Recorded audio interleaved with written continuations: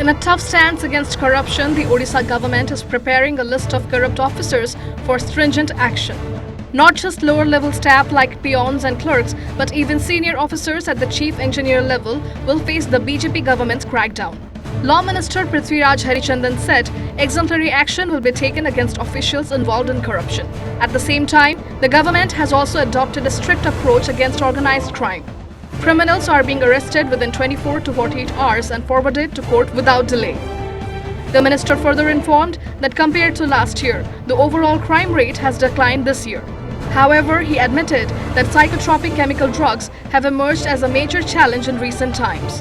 The state government has already started taking strong measures to curb this growing menace. With this renewed focus, the government aims to ensure clean administration and a safer society.